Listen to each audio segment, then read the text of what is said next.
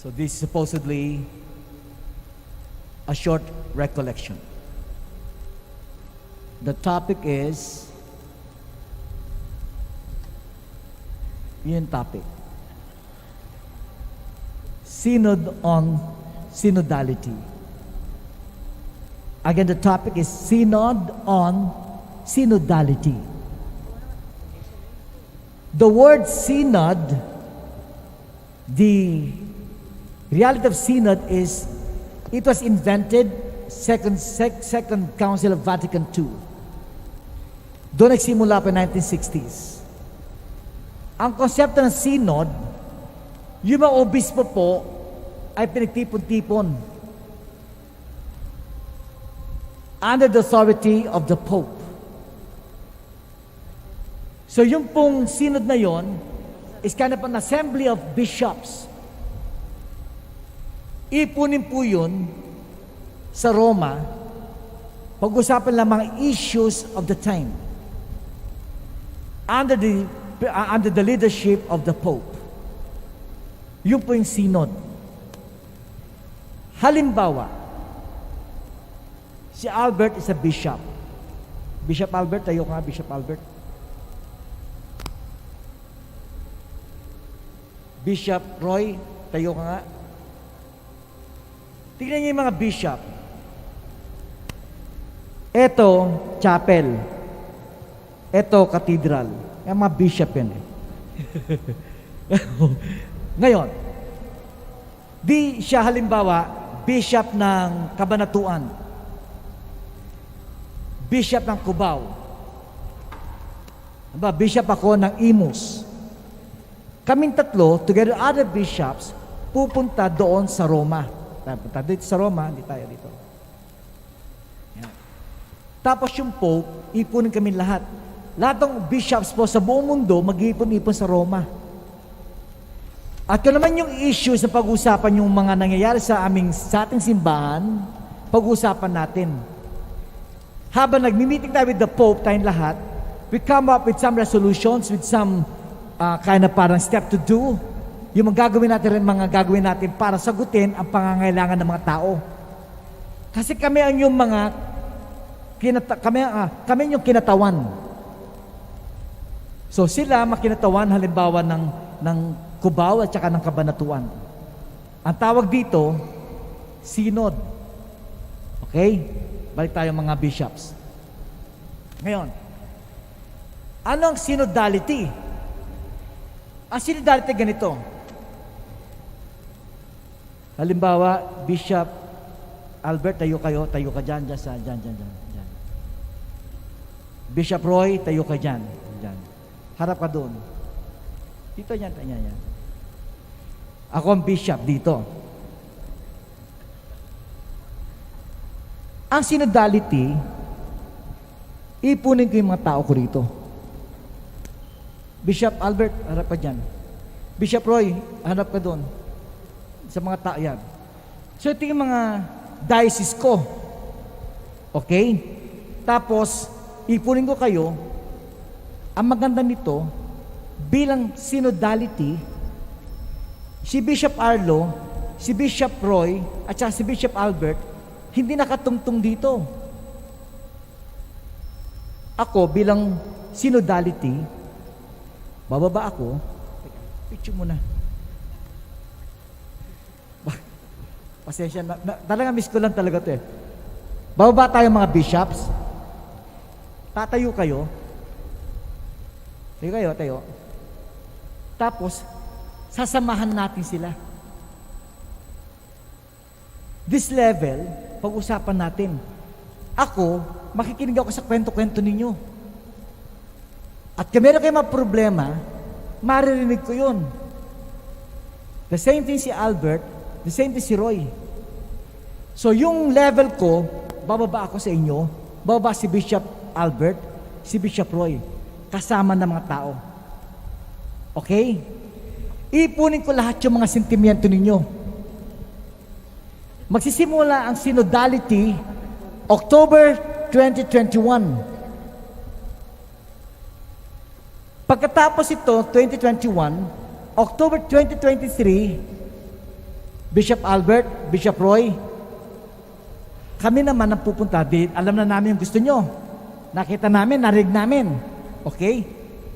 Ngayon, ipon-ipon tayo sa October 2023. Haharap kami ngayon sa Pope, together with other bishops all over the world. Pag-usapan namin yung mga narinig namin sa inyo. Yon ang synodality. Hindi lang basta kami pupunta rito na wala kami pinaghahawakan. Ang synodality is, narinig namin kayo, naramdaman namin kayo, yung mga isip nyo at pangangailangan nyo, dadalin namin sa taas. Yon ang synodality. Palapakan si Bishop Roy at saka si Bishop Albert. Okay? Sa madaling salita, there are 4 levels ng synodality. So 4 levels nga. First level, yung community. Basic communities. Community ng mga lectors, commentators. Community ng mga BEC. Or even families. Mga basic communities. Level 1. Level 2, parishes. So level 1, usap-usap na tayo. Kwentuhan tayo. Okay? Level 2, yung kwentuhan natin sa by families, BEC, by ministry, ipunin ngayon ng parish priest. Level 2. Narinig namin bilang mga pare, yung mga sentimento ninyo. Kami mga pare ngayon, ipunin ng mga obispo. Level 3. At yung mga obispo, ipunin ng Santo Papa, level 4. Clear? So, lumilitaw, ang synodality pala, synodality, ibig sabihin, kasama namin kayo naglalakbay. Pag sinabing synod, kami lang naglalakbay, kami lang. Pero pag sinabing synodality, kayo ang naglalakbay, kasama namin. At naramdaman namin ang nararamdaman ninyo. Narinig namin ang gusto niyo sabihin sa amin sa simbahan. Gagap namin ang gusto niyo sabihin sa Panginoon Diyos sa pamagitan ng ating simbahan ito. Nararamdaman namin yan. At yun, ibibigay namin sa kapulungan ng mga obispong Synod, October 2023. So we got 2 years from now to do it. Therefore, ang shrine, pag-uusapan ng shrine yan. Ano nararamdaman ng mga tao? Now, the 3 themes gusto yung pahiwatig sa atin ng synodality. Number 1, you call that communion. Okay? Communion. Pakilakas nga. Wala kang marinig. Again. Number 2, participation. Again. Again. Number 3. Ano nga pala number 3? Mission. Again. Ngayon, itong 3 temang ito, mas madali maintindihan sa isang image I'd like to propose. Para maintindihan natin kung ano yung sinasabing communion, participation, mission. Yung image ng Good Shepherd. Mabuting pastol. Halimbawa,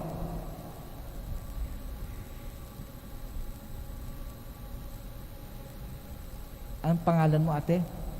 Hazel po. Hazel. Hazel. Papakita ko bago paliwanag yung 3 tema ng synodality para makuha natin yung ibig sabihin. Ako ang Good Shepherd. Ito nanggaling po sa Psalm 23. The Lord is my shepherd, there is nothing I shall want. Even though I walk in the valley of darkness, I fear no evil, for you are with me. So lumilitaw, ako ang pastol. Siya ang tupa. Ngayon, 3 images. 1, halimbawa siyang pastol ko, Hazel, natatakot siya. Hindi alam kung saan siya pupunta.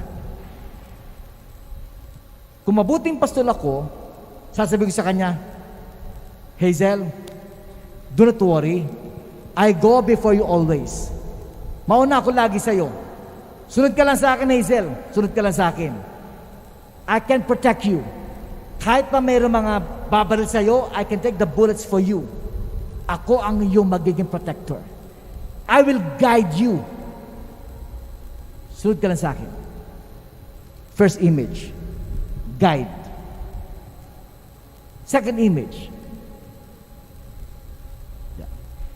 kung si Hazel, alam niya nang gagawin niya. Alam niya na yung pupuntahan niya. At ang maganda nito, yung pupuntahan ni Hazel, alam ko, tama yan anak, okay lang yan, go, go, go. Alignment. Yung pag-iisip ko sa pag-iisip ng aking tupa. Align kami. Go Hazel, go, go, go. Alam ko yan. Ibig sabihin ito sa Tagalog, nasa likod mo lang ako. I will empower you. I will train you para matuto ka. I will make you survivor. Kasi alam mo yung gagawin mo eh. Pareho tayo ng uisip, pareho tayo. Go Hazel, tama yan. I will affirm Hazel. Ako ang kanyang support. Number 3. Pag nalulungkot si Hazel, I can be her companion. Pag na-feel niya na nag-iisa lang siya, Hazel, andito lang ako. Tatabi mo lang ako. I am your companion. Sa Tagalog, mas maganda. Kung ako mabuting pastol, ako ay yung gabay. Ako ay yung alalay. Ako ay yung kasabay. At bilang simbahan, sa synod on synodality, magandang image para sa akin, para maintindihan natin. Bilang simbahan, itong aking parishioner, itong aking anak, ito aking tupa, bilang mga namumunan simbahan, Hazel, ako yung gabay. Ako yung alalay. Ako yung kasabay. Hindi pwedeng walang isa. Pwede ako maging gabay, pero feeling mo, minsan naiwanan kita. Totoo rin, di ba? Pwede mo akong kasabay, pero hindi mo kita ginagabayan. Sabay lang kita maglakad. Pero yung mag-alalay, pero yung nasa unahan mo.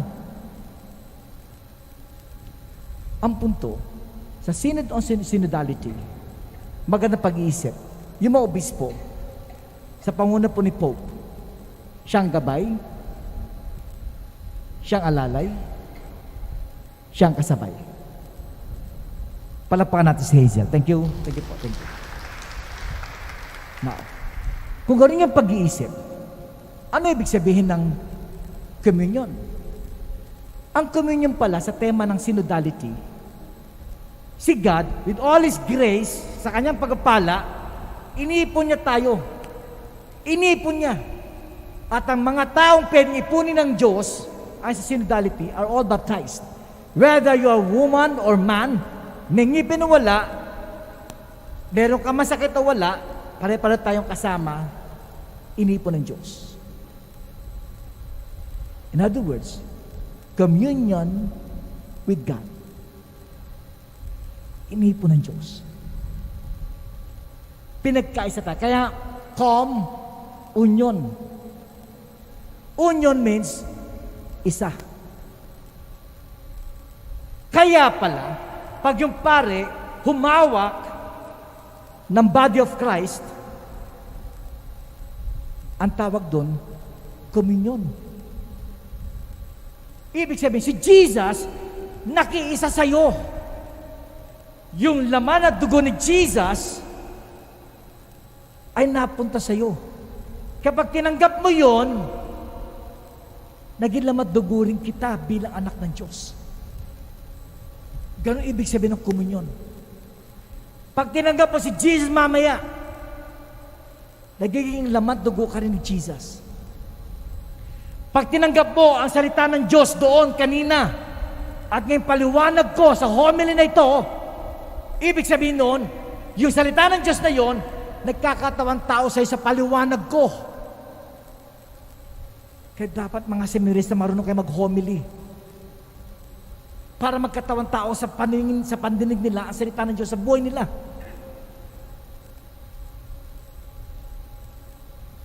Ang tawag ng komunyon. With the grace of God, inipon niya tayo. Pinag-isa. In English, you call that communion. Kaya tama-tama sa synodality, inipon mo, Bishop Albert, ang mga tao mo. Communion. Number 2, participation. Hindi lang kita inipon basta-basta. Dapat makibahagi ka. Dapat makibahagi ka. Meaning, may tayong gagawin. Sama-sama tayo. You actively participate. Kung gano'n ibig sabihin, pag sinabing communion, pagkakaisa. Number 2, participation, pagbabahagi. Number 3, mission. Nagbahagi-bahagi tayo, nagparticipate tayo. Please stand. Please stand. Okay.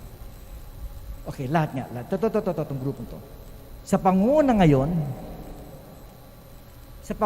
ni Bishop Albert, itong simbahan na ito, sama-samang magmimisyon. Gagamitin natin ang ating binigay ng Diyos na biyaya para itulong sa iba. Yun ang misyon. Therefore, lumilitaw, kahit ganyang kabata, meron kang misyon. Ang number one mission mo is tapusin mo yung pag-aaral mo. Number 2 mission mo is matulungan mo mga kapatid mo at saka yung magulang mo. Number 3 mission mo is tulungan mo ang simbahan. Meron siyang mission. Meron siyang layunin. Palakpakan natin ating mga mission. Para maintindihan natin maigi sa Tagalog, I would suggest sa Tagalog ang komunyon ay ibig sabihin sa akin sa Tagalog, kaisa. The word is kaisa. All together. I don't hear you again, please. Number 2, kabahagi. Participation. Tignan nyo ano ba sa Tagalog ang part? Bahagi. Ang sa Tagalog ang part? Bahagi. Participation, kabahagi. Kulang ang bahagi ninyo kundi ako kasama nyo. Ining sumama ka. Huwag ka mahiya. Kasama sa pagiging bahagi, kapalan na mukha. Totoo yan. Kaya mahiya. Kasi you're called for the third part. Mission. Pag sinabing mission sa Tagalog, kalayunin ko. Meron tayong layunin together. We do something together. At yun ang gawa ng Diyos sa atin. Sige, lusog kayo. Sige, gawan nyo. King Gospel today, she's saying, go out to the whole world and preach the good news. Yon ang hamon sa atin. Yung mission na yon. Don't forget this one. These 3 are closely related. Hindi pwedeng mawala ang isa sa dalawa. Can you imagine? We are united, communion. We participate, fine. Wala namang misyon. Ano meron doon? Wala. Sa pangalimbawa, meron tayong misyon. Halimbawa, meron tayong participation. Hindi naman nagkakaisa. Ano meron doon? Wala. Halimbawa, meron tayong misyon. Meron tayong pagkakaisa. Wala nang participation. Ano meron doon? Wala. Kailangan yung tatlo nandoon. Hindi kumpleto ang synodality kapag wala ang isa. Ngayon, lagyan natin kaunting twist.